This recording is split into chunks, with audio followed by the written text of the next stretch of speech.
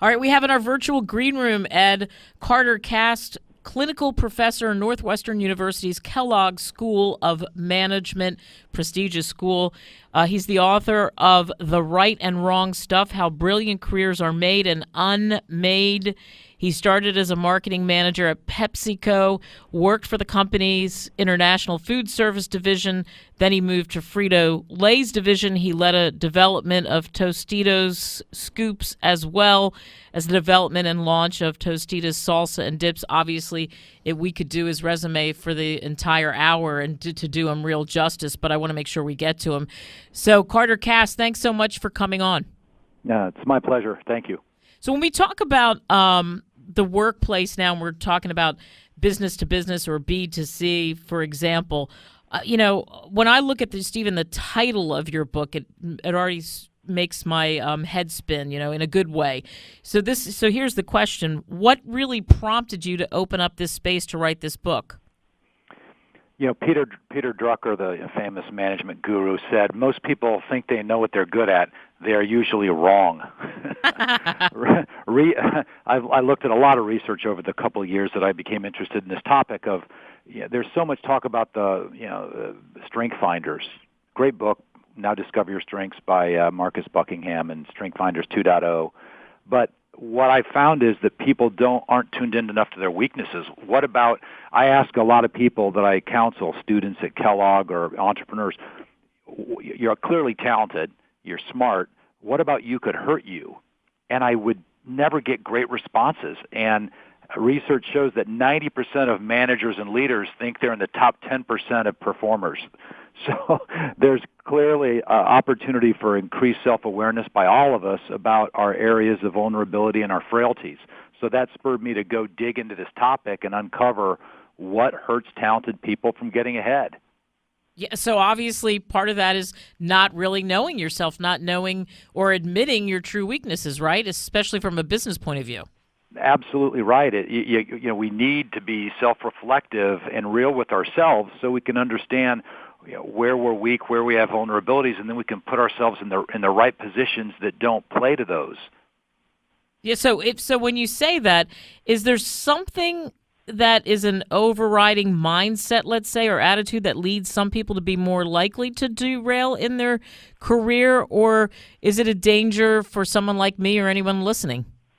Well, I found these 5 reasons that good people don't reach their expected level of performance. But the number, there's 2 that are just overwhelming in the research. And the first one is, you named it, it's just lack of self-reflection, lack of asking for feedback, so you don't understand how you're being viewed. You don't understand where your weaknesses are.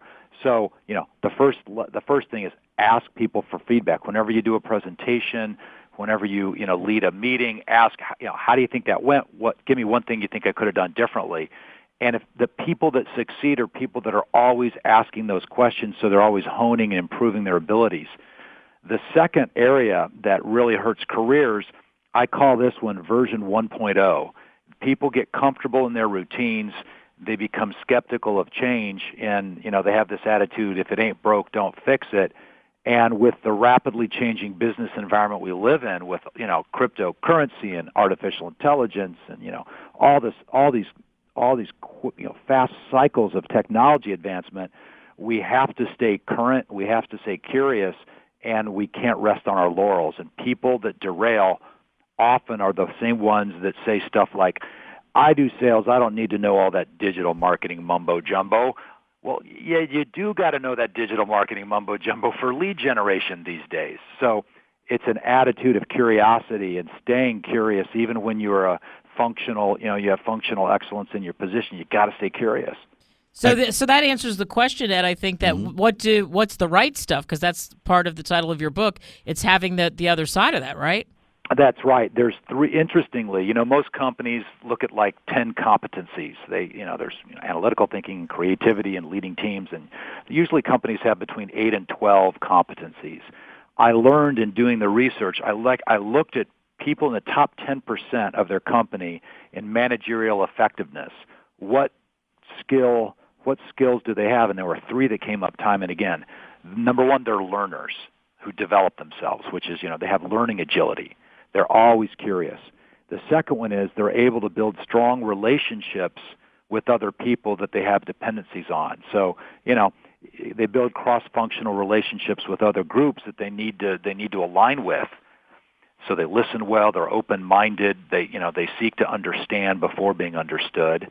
And then the third one is they take accountability for projects. They take accountability for joint outcomes. They take it upon themselves to make sure things get completed. And those are the three. So it's sort of heartening that we don't need to have this litany of skills and gifts to get ahead. We have to be learners. We have to build good relationships with people that we work with, and we have to have that tenacity to stick the landing on our projects. Wow, that's great stuff. And we're going to come back with more with Professor Carter here in just a Carter Cast in just a second on CEO Money.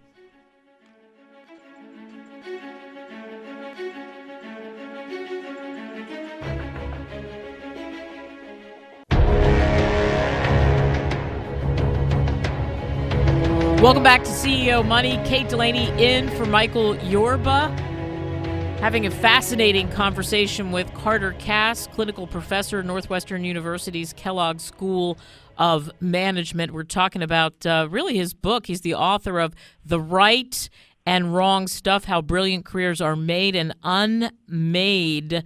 And we've been talking about strengths and what really makes you successful, or what he's found certainly when he went deep on this topic. And Carter, when the first part of the conversation talking about being learners and relationships and accountability, it makes complete sense to me. But I got to tell you, as somebody who's a speaker and goes into a lot of corporations, it's like trying to move a boulder uphill. Why is that? Well, I think sometimes the problem you get is that people are in the wrong positions. If it feels like you're pushing a rope with somebody that you're trying to develop, it may be that they're just not motivated for that job. So one of the really important things that I counsel students on in the exec ed program, as well as the MBAs, are try to understand your motives. Not only looking at your values, what's important to you, but actually what drives you, what gives you energy. Because you could be someone that's motivated by affiliation with other people, and you're in an independent sales job, and you feel alone and isolated, or you might be in a position that's highly matrixed that involves lots of people, and you wish you were held accountable more for your own performance, in which case you're more achievement oriented.